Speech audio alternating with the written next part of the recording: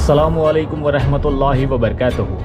दोस्तों, मैं हूं आपका दोस्त शफीक अहमद ख़ान और हमारे इस YouTube channel the tiger of Mysore में आप सबको खुशामदीद। दोस्तों, पिछली वीडियोस में जैसे मैंने आप लोगों को कुछ पेंटिंग्स को एक्सप्लेन करने की कोशिश की थी, आज चलिए इस पेंटिंग को डिकोड करते हैं। दोस्तों, इस पेंटिंग को भी आप लोगों ने ज़रूर होना हो कहीं ना कहीं इंटरनेट के ऊपर तो डेफिनेटली देखा होगा। इसमें हज़रत टीपू सुल्तान के शहज़ादों का सरेंडर को दिखाया गया है और इस पेंटिंग को भी हेनरी सिंगलटन ने बनाया था और इसकी एनग्रेविंग लैमिनेट ने की थी। तो चलिए इसको जूम करते हैं और देखते हैं। दोस्तों, सबसे पहले तो मैं आप लोगों को सुल्तान के शहज़ादों को इस तरह से डिपिक्ट किया गया है ये दिखाना चाहूँगा। यहाँ देखिए, इनकी उम्र बहुत बड़ी बनाई गई है। जैसे आप देखो यहाँ पे इनकी हाइट देखो, ऑलमोस्ट ये 20 साल के लग रहे हैं, जबकि प्रिंस अब्दुल खालिक और मुइज़ुद्दीन इनकी उम्र इतनी नहीं थी। और यहाँ में डेविड बैयर्ड है। दोस्तों, जनरल डेविड बैयर्ड एक ऐसा फ़ौजी था, कहा जाए कि इसने सुल्तान के ऊपर ना बदला लिया था तो ये गलत नहीं होगा, क्योंकि ऑलमोस्ट 3.5 साल तक डेविड बैयर्ड सुल्तान की जेल में रहा है। सेकेंड एंग्लो मैसूर वॉर के दौरान बैटल ऑफ पोलीलूर की जो हार हुई थी अंग्रेज़ों की, वहाँ से डेविड बैयर्ड को भी गिरफ़्तार किया गया था। वो पूरी एक लंबा वाक़या है, मैं आपको नरेट करूँगा। इसका बहुत लंबा वाक़या है और काफ़ी इंटरेस्टिंग वाक़या है इसका भी, और इसकी लाइफ भी काफ़ी इंटरेस्टिंग है, क्योंकि ये एक ऐसा इंसान था जो ऑलमोस्ट 3.5 साल तक सुल्तान का कैदी रहा और सुल्तान की शहादत के बहुत ही अहम रोल इसी ने निभाया था, क्योंकि इसी ने अपनी अंग्रेज़ी फ़ौज को वाटरगेट के पास साइड से लेके आया था, जहाँ पे सुल्तान के ऊपर हमला किया, सुल्तान की शहादत हुई और फिर बाद में जाके सुल्तान के बच्चों को डेविड बैयर्ड ने ही उनका सरेंडर रिसीव किया था। दोस्तों, यहाँ पे देखिए, यहाँ पे सुल्तान के 2 शहज़ादों को दिखाया गया है। यहाँ पे पीछे में, यहाँ में देखिए, यहाँ में एक आदमी है जो चेहरे पे हाथ रख के रो रहा है। यहाँ पे महल के अंदर भी कुछ अंग्रेज़ी सिपाही घुसे हुए हैं, देखिए।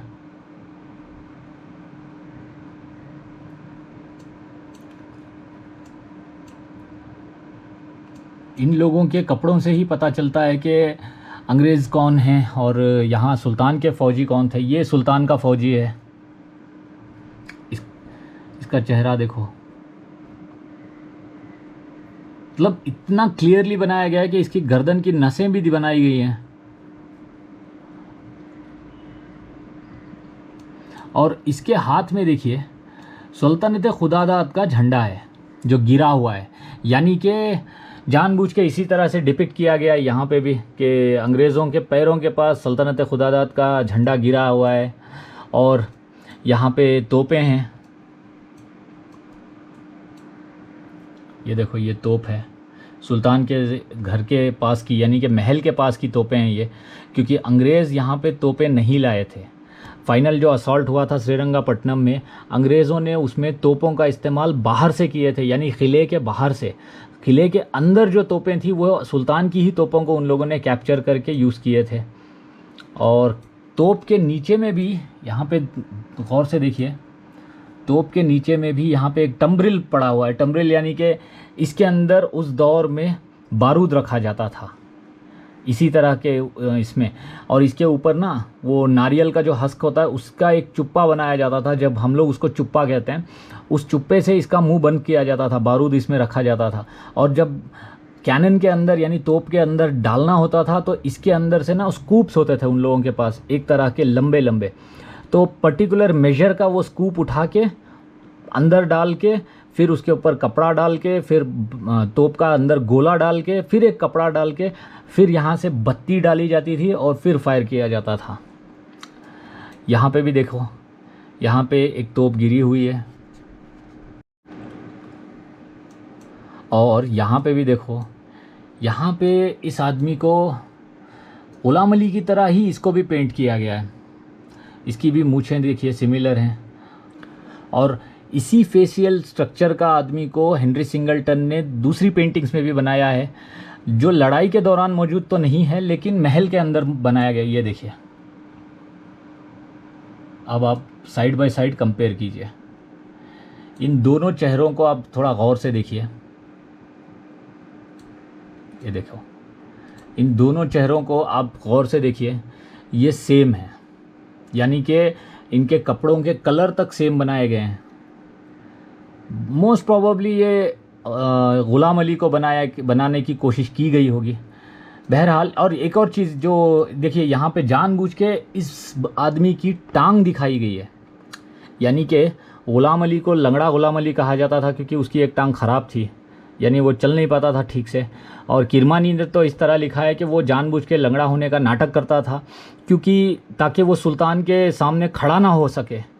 जब ये लंगड़ा है और साथ ही साथ इसकी उम्र भी काफ़ी ज़्यादा कही जाती है, तो सुल्तान के सामने, जब सुल्तान दरबार में आते थे तो उनके सामने नहीं खड़ा होना चाहता था ग़ुलाम अली, इसके लिए ये लंगड़ा होने का नाटक करता था, ऐसा कहते हैं।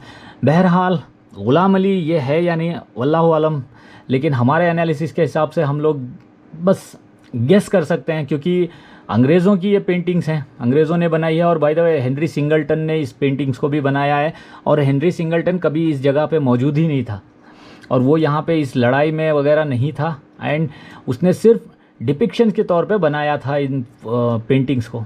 यहाँ पे देखो, मस्जिद आला की मीनारों को बनाया गया है। हेनरी सिंगलटन ने सुना होगा कि सुल्तान के महल के पास में ही मस्जिद आला है जिसके 2 लंबे लंबे मीनार हैं, तो उसने, हेनरी सिंगलटन ने मस्जिद आला के मीनारों को बनाने की कोशिश की, लेकिन रियलिटी में मस्जिद आला की मीनारें इस तरह से नहीं दिखती हैं। रुको, मैं और जूम करता हूँ, आपको ध्यान से देखो।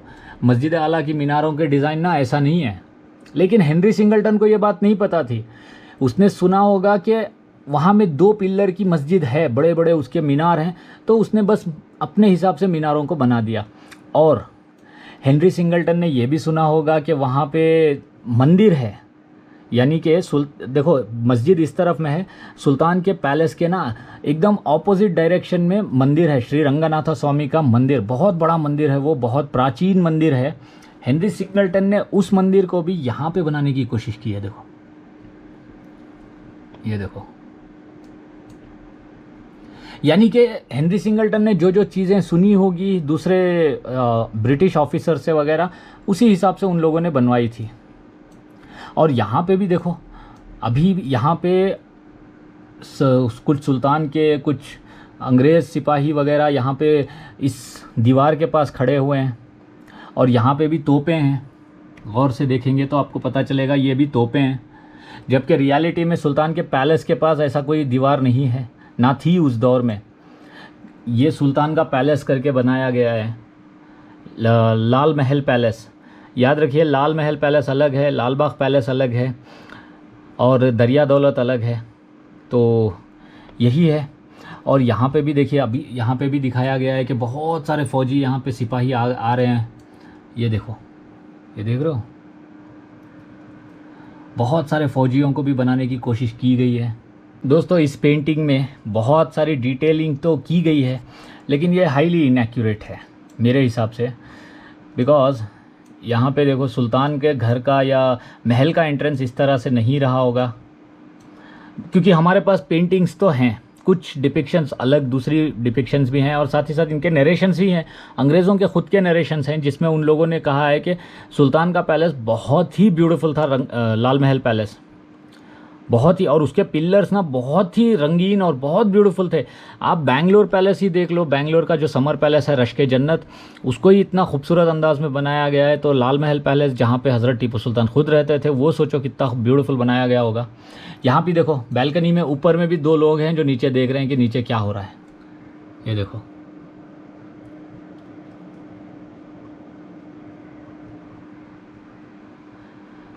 बहरहाल ये डेविड बेड है जो सरेंडर करवा रहा है सुल्तान के बच्चों का। अच्छा, एक और चीज़ मैं आपको दिखाना चाहूँगा, बताना चाहूँगा, इन लोगों के जूते देखो, अंग्रेज़ों के, यानी कि इनके काउबॉय बूट्स हैं, लंबे लंबे पूरे घुटने तक आने के बूट्स पहनते थे ये लोग। एक्चुअल में ये रियलिटी है कि अंग्रेज़ों के जब भी वो थे ना, जंगों में भी ये लोग इसी तरह से लंबे लेदर बूट्स पहनते थे। और हमारे यहाँ के इंडियन सिपाही या इंडिया के जो लोग थे, ख़ास करके सुल्तान के पीरियड के, तो वो लोग इस तरह के चढ़ावे पहनते थे। जूते देखो सुल्तान के बच्चों के पैरों में। सुल्तान को भी जब भी पेंटिंग्स में डिपिक्ट किया गया है, उनको भी यहाँ उनके भी जूते इसी तरह से बनाए गए हैं। और इस सुल्तान के इस सिपाही के पैरों में कोई जूते ही नहीं है। दोस्तों ये बहुत ही गमगीन दिन था 4 मई 1799, क्योंकि लास्ट डिफेंस थे हज़रत टीपू सुल्तान हमारे इस मुल्क को बचाने की खातिर, जो अपनी जान तक दे दिए, तो कुर्बान हो गए वो। लेकिन हम लोग कहीं ना कहीं उनके साथ जस्टिस नहीं कर पाए, उनकी मेमोरी के साथ जस्टिस नहीं कर पाए, क्योंकि अंग्रेज़ों ने तो देखो भरपूर प्रोपेगेंडा फैलाया। समझ लो कि उन लोगों ने ना कोई कसर ही नहीं छोड़ी। सुल्तान को शहीद करने के बावजूद भी सुल्तान की लेगेसी को तक अंग्रेज़ों ने डैमेज कर दिया, और इतना डैमेज किया कि उन लोगों ने झूठी किताबें लिख दी, झूठी मतलब होता है ना कि वो लोग अपने आप को एकदम मसीहा दिखाने के चक्कर में, और आज भी यही हो रहा है। अंग्रेज़ क्या करते हैं, अंग्रेज़ मतलब देखिए ये गोरी चमड़ी वाले जो होते हैं, ये तो इनकी तो फितरत ही ऐसी यही है, लूटो मारो काटो पीटो, और जहाँ पे भी जाओ फसादात करो, और फिर वहाँ के ही लोगों को विलन बना दो, और वहाँ के ही लोगों को बोल दो कि तुम ये लोग ऐसे थे, ये वो लोग ऐसे थे।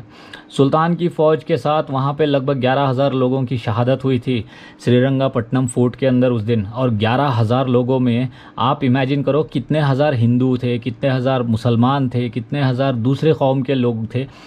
दोस्तों इस चीज़ का हम लोग अंदाज़ा ही नहीं लगा सकते कि कितने लोगों के साथ क्या क्या हुआ था उस दिन। ये तो एक गेस दिया गया है, वो भी एक तरह से समझ लीजिए इनके जो नरेशंस थे उस दौर के, उन नरेशंस को कैलकुलेट करके 10-11 हज़ार का हम लोग एवरेज बनाते हैं, लेकिन और भी हज़ारों लोग गए मरे होंगे, वो हज़ारों लोगों की शहादतें हुई होंगी, औरतों की इज्जत लूटी गई थी। कहा जाता है कि कई औरतें उस दिन किले के पीछे जो नदी थी, कावेरी नदी में जहाँ पे पानी जहाँ पे गहरा है, उस जगहों पे जाके औरतों ने सुसाइड भी कमिट किए थे। बहुत सारी रिवायतों में ये बातें कही जाती है, और औरतों की इज्जत लूटी गई थी वगैरह। लेकिन अंग्रेज़ों ने कोई वैसी पेंटिंग नहीं बनाई कि जिसमें अंग्रेज़ जुल्म करते हुए दिखाई दिए, या अंग्रेज़ों ने जो किया था लूट मार मचाई थी, वैसी पेंटिंग्स इन लोगों ने कभी नहीं बनाई। इस तरह की पेंटिंग्स बनाई टू डीमोरलाइज और डीह्यूमन, मतलब जानबूझ के गिरा के यहाँ के ही लोगों को विलनाइज करके और यहाँ पे हुकूमत करने की ये कोशिशें थी और ये साजिशें थी। क्योंकि इन लोगों के पास तो अंधाधुंध पैसा आ गया था। सुल्तान को शहीद करने के बाद पूरी सल्तनत का पैसा इन लोगों ने कब्ज़ा लिया, और ऐसे ऐसे प्रोपेगेंडा चलाए ताकि दूसरे जो राज थे, जैसे मराठा किंगडम्स थे या मुग़ल्स तो ऑलमोस्ट ख़त्म ही हो गए थे, लेकिन फिर भी जो नॉर्थ इंडिया की साइड में जितनी किंगडम्स बचे हुए थे उनको भी इन लोगों ने इसी तरह से विलनाइज किया है। ज़रा सोच के देखो, हज़रत टीपू सुल्तान को क्या क्या नहीं कहते ये लोग, क्या क्या मतलब उनको टायरेंट कहते हैं, उनको जल्लाद कहते हैं, उनको सब कहते हैं। लेकिन अंग्रेज़ों की खुद की रिवायात है, और खुद डेविड बैर्ड की किताब में उसने खुद नरेट किया है कि सुल्तान ने जंगी कैदियों के साथ बेहद नरमी के साथ इन लोगों के साथ व्यवहार किया था। ज़रा सोचो, अगर सुल्तान टायरेंट होते तो क्या वो करते? नहीं। लेकिन जानबूझ के ये सब प्रोपेगेंडास किए गए थे लोगों को गुमराह करने के लिए, और साथ ही साथ हिंदुस्तान पे हुकूमत करने के लिए, और यहाँ के लोगों को डिवाइड करने के लिए। और वही जो डिवीज़न इन लोगों ने डाला अंग्रेज़ों ने हमारे दिलों के अंदर, वो डिवीज़न चलता आ रहा है।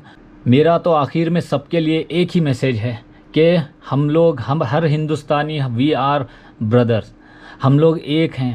हम लोग अभी दूसरों की झांसों में नहीं आना चाहिए, क्योंकि ये लोग ना गोरी चमड़ी के राक्षस थे, आए यहाँ पे सब कुछ बर्बाद किए। 150-200 साल पूरे हिंदुस्तान के अंदर ना हर चीज़ को बर्बाद किए। और अपने देशों में देखो, आज हम लोग इनके देशों को देख के हम लोग उम्मीदें जगाते हैं। यानी कि जब कोई ब्रिटेन को या लंदन इंग्लैंड की फ़ोटोज़ देखते हैं, या उनकी रोड्स देख के, उनकी बिल्डिंग है, ये सब देख के ना हम लोग सोचते हैं कि काश यार हम लोग वहाँ होते।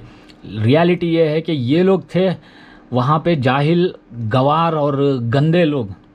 यहाँ आए, इन लोगों ने साजिशें रखी, यहाँ बर्बाद किए, हम लोग यहाँ पे बर्बाद हुए, उसके बाद में ये खुद को आबाद कर पाए हैं।